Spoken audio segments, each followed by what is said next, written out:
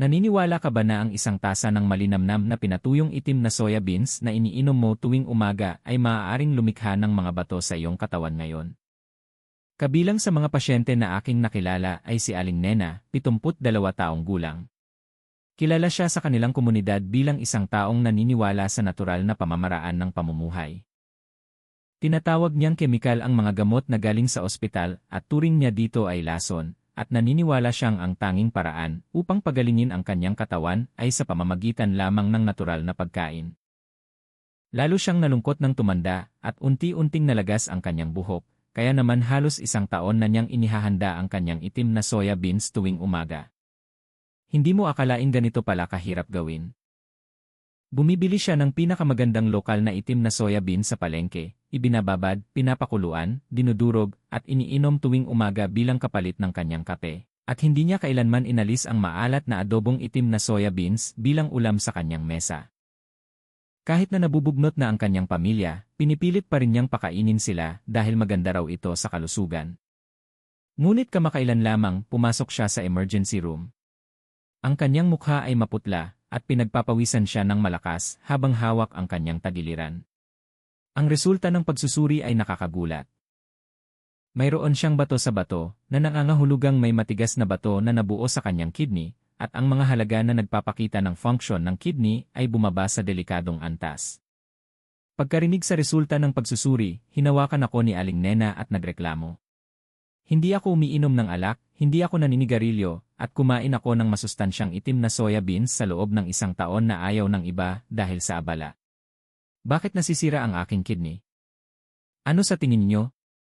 Ang itim na soya beans ba ang problema? Hindi. Walang kasalanan ng itim na soya beans. Ang itim na soya beans ay halos perpekto na nutrisyon na tinatawag na kaloob ng Diyos.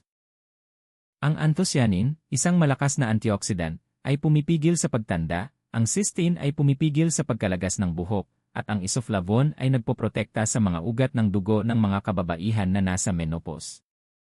Ngunit may isang nakakamatay na bitag na nakatago dito. Tulad ng kung paano ang isang mamahaling ginseng ay maaaring maging lason kung mali ang pagkakakain, ang itim na soya beans ay maaaring maging gamot o lason depende sa kung sino ang kasama nito. Ang kritikal na pagkakamali ni Aling Nena ay hindi ang itim na soya beans mismo, kundi ang mga pagkain na kanyang sinasama sa itim na soya beans nang hindi sinasadya. Ang isang baso ng gatas na regular nating iniinom para sa kalusugan, at ang isang piraso ng pinritong itlog na ating kinakain bilang ulam, ay nagtatagpo sa tiyan kasama ang itim na soya beans at nagiging sanhi ng unti-unting pagkakasakit ng kidney sa pamamagitan ng pagdikit at pagtigas. Lalo na kung lampas 40 anyos, hindi na tulad ng dati ang ating katawan. Ang digestive fluid sa tiyan ay bumababa, at ang filter na sumasala ng basura sa kidney ay unti-unting lumuluwag. Noong bata pa, maaaring walang problema kahit anong ihalo sa pagkain dahil malakas ang digestion, ngunit pagkatapos ng gitnang edad, kung hindi magkasundo ang mga pagkain, ang pinsala ay diretsong napupunta sa mga organo. Subukan mong isipin ang iyong refrigerator ngayon. Wala bang gata sa tabi ng itim na soya milk? Hindi ka ba naglalagay ng adobo o atsara sa ibabaw ng iyong itim na soya rice? Kung gayon, kailangan mong pakinggan ang aking sasabihin ngayon. Sa lecture na ito, malinaw kong ipapaliwanag kung ano ang 3 pinakamalalang pagkain na kailangan mong alisin kaagad sa iyong hapagkainan kasama ng itim na soya beans. At sa kabaligtaran, ipapakilala ko rin ang 3 magkakasama na pagkain na may himala na magpapalakas sa nutrisyon ng namamatay na soya beans ng 200% at gagawing tonic para sa iyong katawan. Mayroon ba sa inyo na nakaramdam ng kaba ngayon? Nag-aalala ka ba na mali ang iyong kinakain sa lahat ng oras? Kung gayon, talagang napakabuti niyan. Dahil ngayong alam mo na, maaari mo na itong baguhin. Ang tunay na problema ay ang patuloy na pagkain ng hindi alam. Kung papanoodin mo ang video na ito hanggang sa huli ngayon, hindi ka lamang matututo kung paano kumain ng itim na soya beans, kundi makakakuha ka rin ng karunungan upang mabuhay ng mas malusog sa susunod na 10-20 taon. Bago tayo magsimula sa pangunahing kwento, kung inaasahan mo ang nilalaman ngayon, pindutin ang like button at iwanan lamang ang 2 salita sa comment na aasahan ko. Ang iyong maliit na interes ay talagang isang malaking lakas para sa akin upang maghatid ng mas mahusay na impormasyong medikal. Kaya, ngayon, isa-isa nating ilalahad ang pinakamalalang kombinasyon ng pagkain na tumitigas tulad ng semento sa ating katawan. Kaya, ngayon, ituturo ko ang unang salarin sa pinakamalalang kombinasyon ng pagkain na sumisira sa iyong bato. Ito ay gatas. Marami sa inyo ngayon ang maaaring umiling-iling. Hindi ba't, doktora, napakasimple at malinamnam naman ang paglagay ng isang kutsara ng itim na soya bean powder sa gatas at inumin tuwing umaga kapag abala? Bakit naman ayaw mong ipainom ito? Kahit sa mga coffee shop, ibinebenta pa nga ito bilang isang malusog na menu na tinatawag na black food latte, di ba? Talagang napakasarap. Ngunit bilang isang doktor, matatag kong sinasabi, kung kakainin mo ito dahil masarap, para lang din itong nagpapalaki ng bato sa iyong katawan. Ipaliwanag ko ito sa iyo ng napakasimple. Ang itim na soya beans ay mayroong maraming phosphorus. Sa kabilang banda, tulad ng alam mo, mayaman ang gatas sa calcium. Kapag magkahiwalay ang dalawang ito sa labas ng ating katawan, bawat isa ay mahusay na sustansya. Ngunit kapag nagtagpo sila sa tiyan, nagbabago ang sitwasyon. Kapag nagkakaisa ang phosphorus at calcium, nagiging calcium phosphate, isang napakatigas na substance. Ito ay tulad ng semento na hinahalo sa tubig. Ano ang mangyayari kapag nilagyan ng tubig ang semento? Sa paglipas ng panahon, tumitigas ito, hindi ba? Sa loob ng ating katawan, kapag nagtagpo ang phosphorus ng itim na soya beans at ang calcium ng gatas, dumidikit sila sa isa't isa tulad ng semento at nagiging isang buo na hindi natutunaw o nasisipsip. Kaya, saan pupunta ang mga buo na ito? Dumadaloy sila sa bato na gumaganap bilang drainage ng ating katawan at doon nag-ipon. Iyan ang tinatawag na kidney stones o bato sa katawan. Ang problema ni Aling Nena na aking nabanggit kanina ay ang ganitong ugali. Umiinom siya ng gatas para sa kalusugan ng buto at kumakain ng itim na soya beans para sa buhok. Ngunit dahil sa pagsasama ng dalawa, ang calcium na dapat ay napupunta sa buto ay lumalabas sa katawan. At ang sustansya ng soya beans ay hindi nasisipsip na nagreresulta lamang sa pagbuo ng bato. Lalo na ang mga lampas 40 anyos ay kailangan talagang mag-ingat. Ang ating tiyan ay hindi na bakal tulad noong bata pa tayo. Sa pagtanda, bumababa ang paglabas ng gastric acid at bumababa rin ang pepsin, isang digestive enzyme. Ang mga kabataan ay may digestive power na kayang umunguya ng bato. Kaya kung paminsan-minsan ay naghahalo sila ng pagkain, pinipilit ng tiyan na tunawin ito. Ngunit pagkatapos ng gitnang edad, wala na tayong lakas upang tunawin ang mga buo ng calcium phosphate. Kaya, pagkatapos mong uminom ng itim na soya latte, lalo kang nakakaramdam ng pag-bloating, pananakit ng tiyan, at indigestion. Hindi lang ito dahil hindi ka hiyang sa gatas, kundi ito ay senyales na ang mga hindi natutunaw na basura sa iyong tiyan ay nabubulok. Ang pangalawang pagkain na kailangan mong iwasan ay ang baka. Marahil ay naiisip mo rin na ito ay kakaiba. Hindi ba't parehong protina ang baka at soya beans, kaya't kung kakainin mo ang mga ito ng magkasama, magbibigay ito ng lakas. Marami akong nakikita na pasyente na, kapag pinagpapagawa ko ng food diary, ay buong pagmamalaki na isinusulat na kumain sila ng baka na may soya rice. Ngunit ito ay tulad lamang ng pagbubuhos ng tubig sa isang basag na palayok. Bibigyan kita ng isang halimbawa. Sabihin nating bumili ka ng isang napakamahal at bihirang alahas. Ngunit sa sandaling bumili ka ng alahas na yon, kung may magnanakaw na kumuha nito sa iyong pintuan at itinapon sa ilog, gaano ka kapanghihinayangan?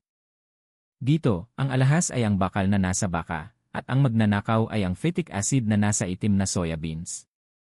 Maraming phytic acid sa balat ng itim na soya beans, at ang sangkap na ito ay mahilig sa minerals, lalo na sa iron at zinc, at agad itong dumidikit sa kanila. Ang baka ay puno ng mataas na kalidad na iron na tinatawag na heme iron. Ito ay isang mahalagang sangkap na pumipigil sa anemia at tumutulong sa sirkulasyon ng dugo. Ngunit kung kakainin mo ito kasama ng itim na soya beans, ikakabit ng phytic acid ang iron na ito at pipigilan ang pagsipsip nito sa ating katawan at ilalabas ito. Para ka lang gumastos ng mahal sa baka at ang lahat ng sustansya ay napunta sa inidoro. Lalo na ang mga kababaihan na nasa menopause ay madalas na kulang sa iron, kaya't madalas silang nahihilo kahit kaunting kilos lamang at nahihirapan sa paghinga kapag umaakyat ng hagdan. Kaya't sadyang kumakain sila ng karne, ngunit kung kakainin nila ito kasama ng soya rice, walang silbi. Sa halip, dahil sa hindi kinakailangang basura na nabubuo sa proseso ng pagtunaw, kailangan ng kidney na magtrabaho ng overtime ng walang pahinga sa loob ng 24 oras. Ang labis na protina ay isang mabilis na paraan upang mapagod ang kidney. Sandali, may isang tanong ako sa inyo. Hindi ba't kapag kumakain kayo ng karne, isinasama nyo pa ang kimchi na may soya at ito? Ito ay isang bagay na hindi kailanman nawawala sa hapagkainan ng mga Pilipino, ang mga ulam na inasnan. Alam nyo ba na ito ay isang time bomb na magpapasabog sa inyong bato? Sa susunod na bahagi, ilalabas ko ang nakakatakot na katotohanan kung bakit ang maalat na pagkain at itim na soya beans ay nagiging nakamamatay na lason sa ating katawan.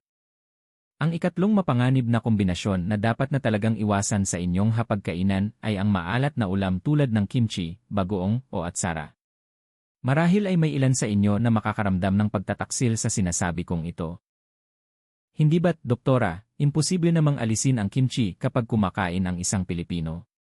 Hindi ba't nakasanayan na nating kumain ng isang piraso ng kimchi sa ibabaw ng soya rice? Tama.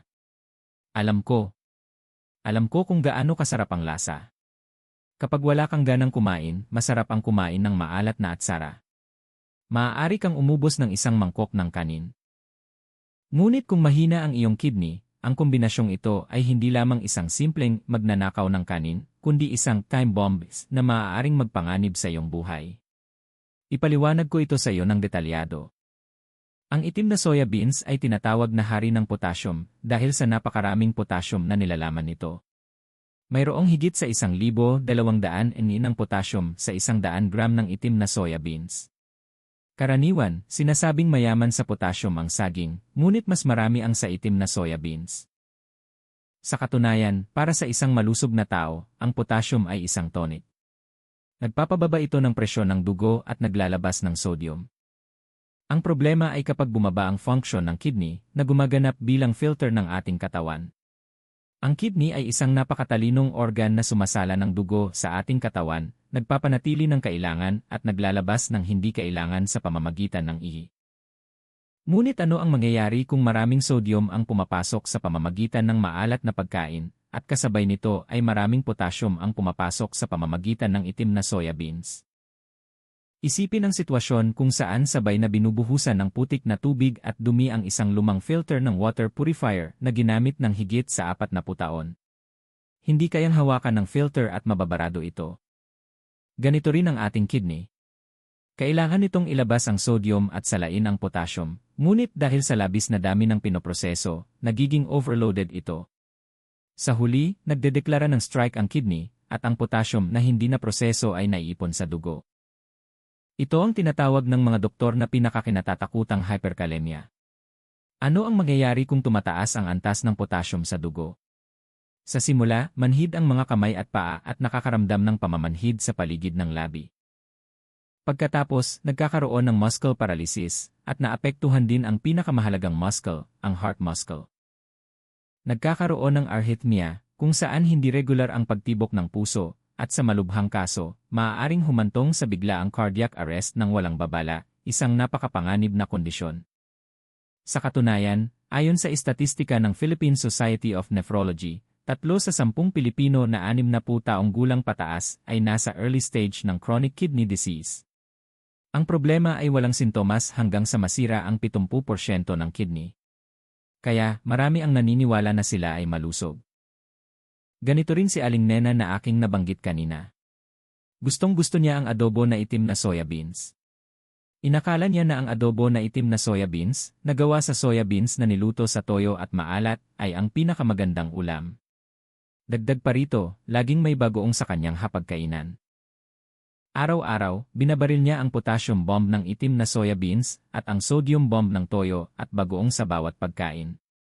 Bilang resulta, ang kanyang malusog na kidney ay sumisigaw at nasira sa loob lamang ng 1 taon at nagsimulang lumaki ang kanyang katawan. Sandali, maaari mo bang tingnan ang iyong bukong-bukong?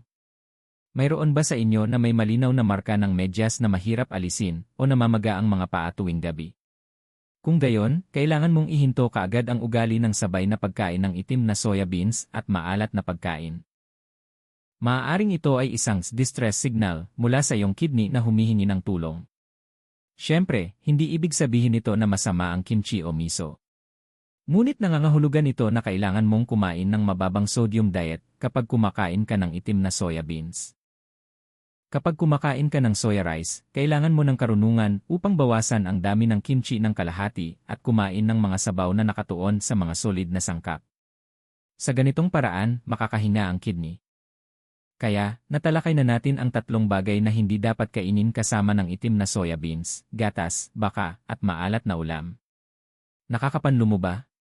Maaaring magalit ka kung bawal ang gatas, bawal ang karne, at bawal ang kimchi. Anong lasa ang gusto mong kainin ko sa soya beans? Huwag kang mag-alala. Bilang isang doktor, hindi ko lang sasabihin ang mga bawal at tapos na. Ito na ang totoo. Mayroong tatlong mahiwagang magkakasama na pagkain na magpapabalik sa buhay ng nutrisyon ng namamatay na soya beans at magpapalakas sa iyong kidney. Kung kakainin mo ang mga ito sa ganitong paraan, makikita mo ang mas mahusay na epekto kaysa sa gamot. Kung nakakatulong ang nilalaman ngayon, pindutin ang like button at iwanan lamang ang 2 salita sa comment na kalusugan. Tutulungan kita hanggang sa araw na maging malusog ka. Ngayon, ibubunyag ko ang golden recipe para gawing tonic ang itim na soya beans. Okay, baguhin natin ang paksa. Nahirapan ka ba sa dami ng bawal kanina? Ngayon, sasabihin ko sa iyo ang 3 mahiwagang kombinasyon na maaari mong kainin ng husto, o sa halip, kailangan mong kainin sa ganitong paraan. Ito ang paraan upang muling buhayin ang namamatay na nutrisyon ng soya beans at panatilihing malusog ang iyong kidney. Una, ang kaluluwang kapareha ng itim na soya beans ay ang itlog. Ang dalawang ito ay tunay na pinagtagpo ng tadhana. Bakit? Dahil perpekto nilang pinupunan ang mga kakulangan ng isa't isa. Ang itim na soya beans ay mayaman sa protina na mula sa halaman, ngunit mayroon itong isang nakamamatay na kahinaan, kulang ito sa methionine, isang mahalagang amino acid. Kaya, kung soya beans lamang ang kakainin, hindi magiging 100% ang synthesis ng protina sa ating katawan. Nagiging kulang ng 2% ang estado. Ngunit, ang itlog ay mayaman sa methionine na ito. Ito ay tulad ng isang 0 pirasong puzzle game. Kung kumain ka ng itim na soya beans, 9 na piraso ang magkakasya, ngunit kulang ng 1 piraso kaya hindi kumpleto ang larawan. Kapag kinain mo ang itlog, ang huling piraso ng puzzle ay napupunan at nabubuo ang perpektong larawan. Ito ay tinatawag sa propesyonal na termino bilang si protein complementary action. Lalo na sa edad na 60 pataas, ang mga kalamnan ay kayamanan. Mahalaga ang malalakas na kalamnan sa hita upang maiwasan ang diabetes at pagkahulog. Sa umaga, sa halip na kumain ng kanin na may lamang matatamis na pagkain o tinapay, subukang kumain ng itim na soya rice na may isang soft-boiled egg. Hindi lamang masarap ito, kundi ito rin ang pinakamahusay na tonic na pagkain para sa pagbuo ng kalamnan. Pangalawa, kumain ng itim na soya beans kasama ng brown rice o mixed grains. Marami ang naghahalo lang ng itim na soya beans sa white rice, at kahit hindi ito masama, hindi ito ang pinakamahusay. Ang white rice ay dumaan sa proseso ng paggiling na halos nag-aalis ng mga sustansya at nag-iwan lamang ng carbohydrates. Kaya, kapag kinain, mabilis na tumataas ang blood sugar. Ngunit iba ang brown rice at mixed grains. Dahil bupa ang balat, napakayaman nito sa fiber. Kapag ang fiber na ito ay pumasok sa ating katawan, gumagana ito tulad ng isang lambat. Mahigpit nitong pinipigilan ang bilis ng pagtunaw ng carbohydrates upang maging glucose. Pinababagal nito ang pagtunaw. Mayaman din sa fiber ang itim na soya beans, at kapag pinagsama sa brown rice, nagkakaroon ng synergistic effect na pumipigil sa mabilis na pagtaas ng blood sugar. Binibigyan ito ng pahinga ang pancreas. Para sa mga nag-aalala sa diabetes at nangangailangan ng blood sugar control, ang itim na soya beans at brown rice ay hindi isang opsyon, kundi isang pangangailangan. Ikatlo, ito ang talagang mahalagang tip. Kumain ng itim na soya beans kasama ng suka.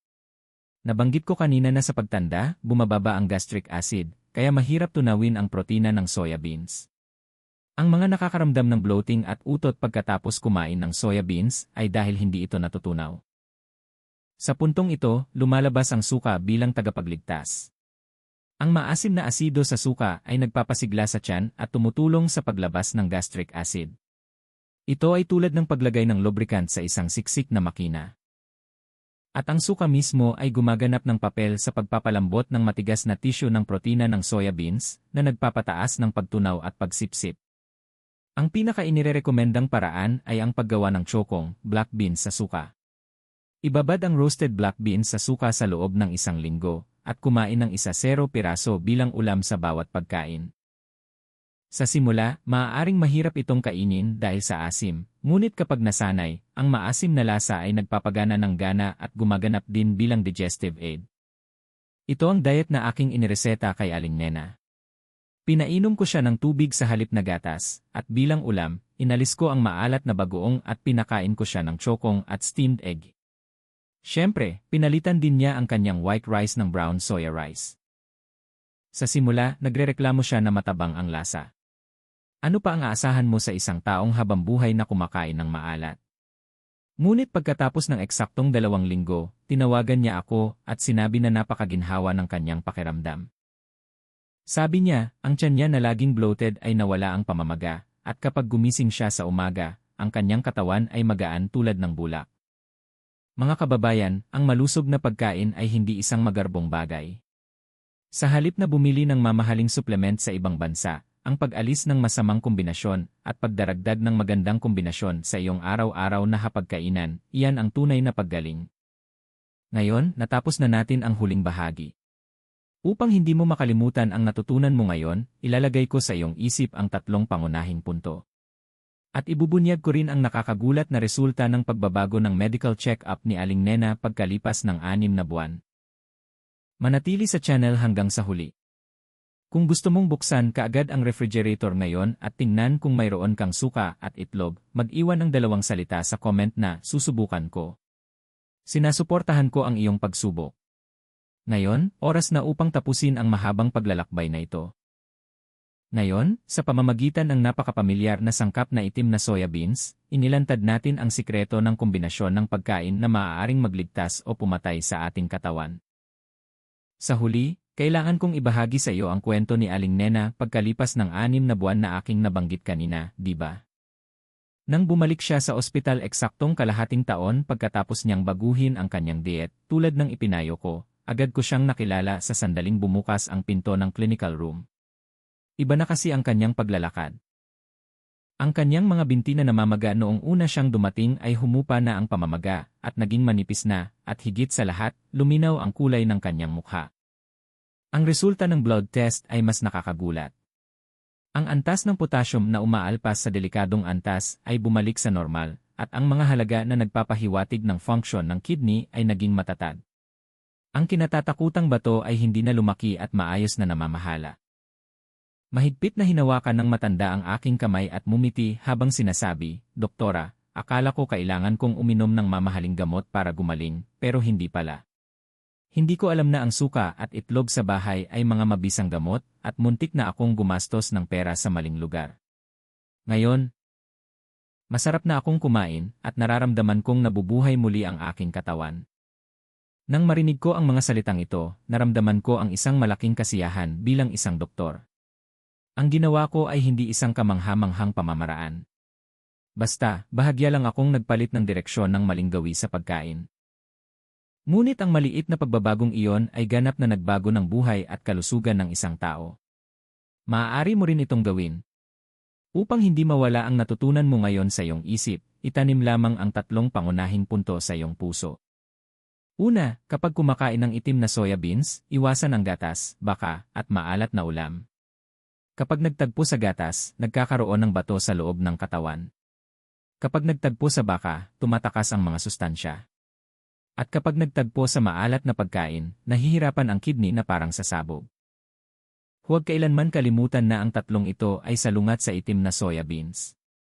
Pangalawa, ang kapareha ng itim na soya beans ay itlog, brown rice, at suka. Kumpletuhin ang kulang na protina sa itlog at kontrolin ang blood sugar sa brown rice. At sa suka, palambutin ang soya beans upang ang lahat ng mahusay na sustansya ay masipsip mula ulo hanggang paa. Pangatlo, pakinggan ang tawag ng iyong katawan. Kahit na gaano pa kaganda ang isang superfood, kung pagkatapos mong kumain ay nakakaramdam ka ng bloated, may gas, o namamaga ang iyong katawan, ito ay senyales na hindi ito akma sa iyong katawan o mali ang paraan ng pagkain. Huwag basta-bastang sumunod sa sinasabi ng iba na maganda, kailangan mong kumain ng matalino tulad ng itinuro ko sa iyo ngayon. Ang kalusugan ay walang silbi kung mananatili lamang sa kaalaman. Kailangan itong isagawa upang maging iyo. Suriin ka agad ang iyong hapagkainan ngayong gabi. Kung may bagoong sa tabi ng adobo na itim na soya beans, alisin ito ng may tapang, at bukas ng umaga, sa halip na gatas, uminom ng isang baso ng mainit na tubig na may suka. Kung ang maliliit na gawain ito ay magkakasama sa loob ng 1 o 2 araw, ang iyong kalusugan sa loob ng 1 taon, sa loob ng 10 taon, ay ganap na magbabago. Ang sikreto sa pagbaba ng kalahati ng gasto sa ospital at pagharap sa 100 taong gulang ng may kapayapaan ay hindi malayo. Ito ay nasa iyong hapagkainan. Kung nakatulong kahit kaunti ang video na ito sa pagprotekta ng iyong kalusugan, pindutin ang subscribe at like button. At ibahagi ang video na ito sa iyong mga kaibigan at miyembro ng pamilya na masigasig na kumakain ng itim na soya beans dahil sa benepisyo nito. Dahil ang magandang bagay ay lumalaki kapag ibinabahagi. Ako ang iyong doktor na sumusuporta sa iyong malusog na pagtanda. Sa mga nag-iwan ng isusubukan ko sa comment, buong puso ko kayong sinusuportahan. Magkaroon ng malusog at masayang araw. Maraming salamat.